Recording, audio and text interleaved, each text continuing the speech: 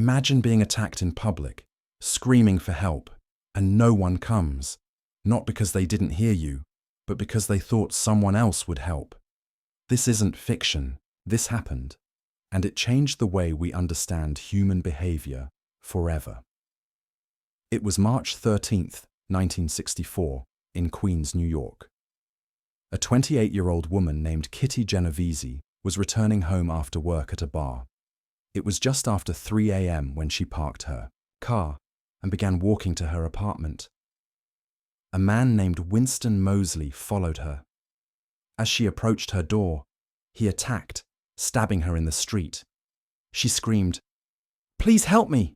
He's stabbing me!" Lights flicked on in nearby apartments. Windows opened, but no one came down. No one called the police, and after a pause, the attacker came back. He found her in the back of the building, and this time, he killed her. People reportedly heard or saw something that night, and yet, no one intervened. The story exploded in the media.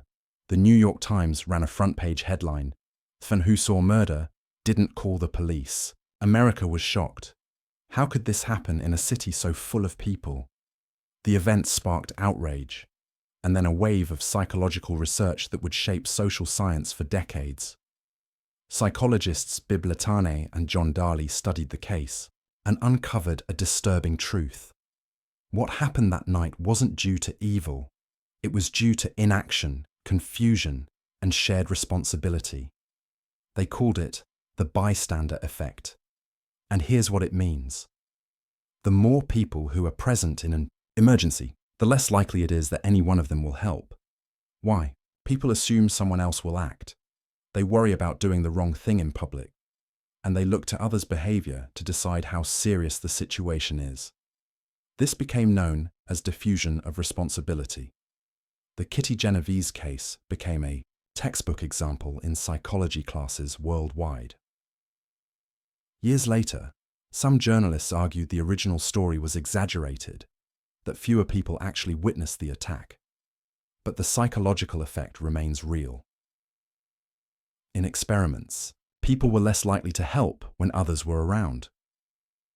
It wasn't just about New York. It was about how humans behave in groups in the US and around the world. What's scary is this could happen again.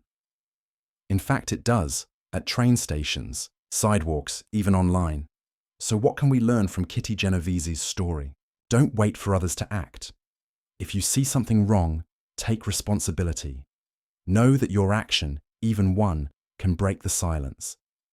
Because sometimes the difference between life and death is one person deciding to step forward. This is Humanology Hub, where we explore the human mind, its power, its flaws, and its potential to change.